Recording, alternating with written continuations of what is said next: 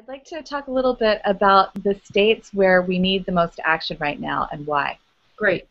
There was a vote in 2013 on an amendment to the Farm Bill that Senator Sanders proposed, and the vote was on whether or not states should have the right to label GMOs. And the amendment failed, and only 27 members of the Senate voted for it. 71 senators voted against it. And so we have a record on this issue already for most of the senators who are currently still in office. And we know which Democrats voted against the Sanders Amendment and which Democrats would be very likely then to vote for the Dark Act. And so the states where these senators are located are Missouri, Minnesota, Indiana, West Virginia, Delaware, sorry, not West Virginia, Virginia, Delaware, New Jersey. I think I've got them all on that list, but I'll talk about each of these senators and what we know about them. Of course, Senator McCaskill is from Missouri.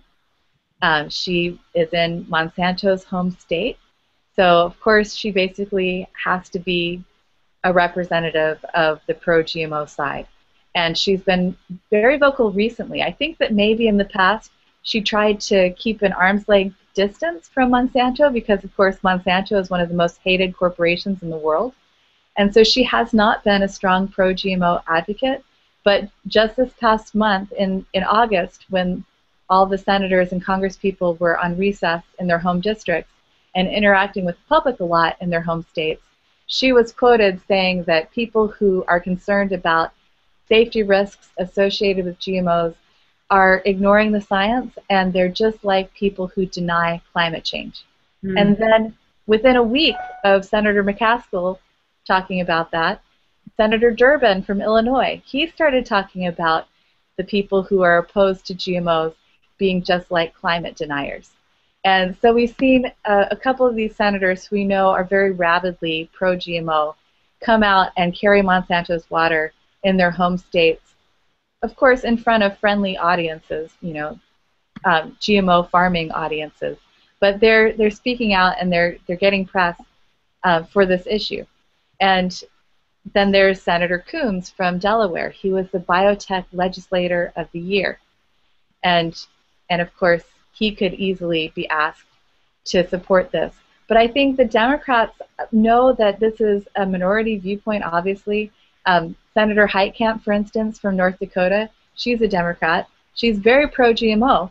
But when it was rumored that she would join Senator Hoeven, the other senator from North Dakota, she said that she wasn't going to touch this. She said for the record, she's pro-GMO. She doesn't see why people want GMOs to be labeled, but she sees such a groundswell of consumer demand for non-GMO products that, and for labeling and for consumers' right to know, that she doesn't think that the companies are going to be able to hold back for very long. And eventually, they're just going to have to give us our right to know. They're going to have to label GMOs.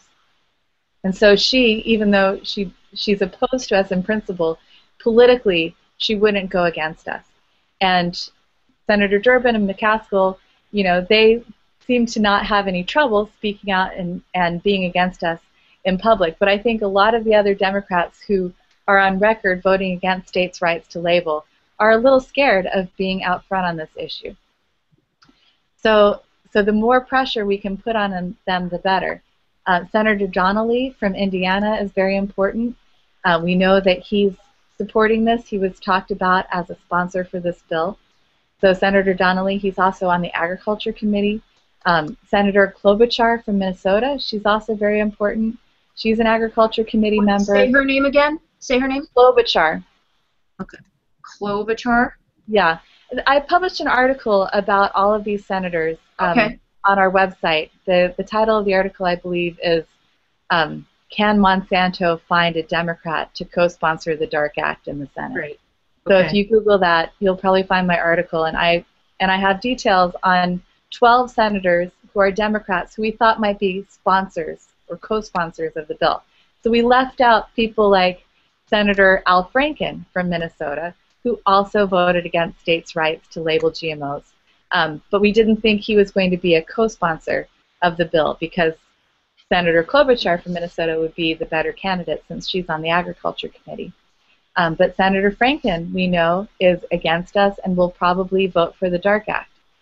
So we need to hammer all of the Senate Democrats who voted against the Sanders Amendment, and most of them are in that article. There are just a few that I left out. There are a few that I think are no longer against us.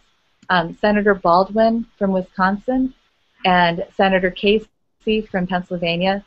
They've changed the way that they communicate to their constituents through the letters that they write back to people who write to them about GMOs, and the language has changed in a positive way. So I think that some of the Senate Democrats who voted against the Sanders Amendment in 2013 are now coming around. Some of them even actually came around all the way and decided to join Boxer's bill. So if you look at who's a sponsor of Senator Boxer's bill, S511, which is a bill to make the FDA label GMO foods, then you'll see the people who are on our side. So, for instance, Jean Shaheen from New Hampshire and Senator Warner from Massachusetts, they both voted against Sanders' amendment in 2013, but got enough blowback that they decided to join Senator Boxer's bill. So I think that it's great to see the progress that our movement has made just over the last 2 years, and but we've got to keep the pressure on because there are at least 13 Senate Democrats who would probably vote for the Dark Act right now. That's offset a bit by a few Republicans who probably wouldn't vote against the Dark Act. I think it would be really hard for the senators from Alaska. They're both Republicans, Senator McCaskill and Senator Sullivan. They're both Republicans, but Alaska is very strongly anti-GMO. They already have a labeling law that impacts fish. They want to protect their wild salmon fisheries from genetically modified salmon.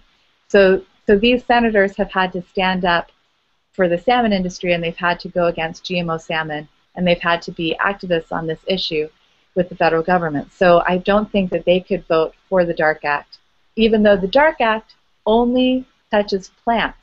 It doesn't address the issue of GMO animals. Of course, there are no GMO animals on the market yet, so it's kind of moot so far, but we could see GMO salmon hit the market basically any day if the FDA were to give it approval.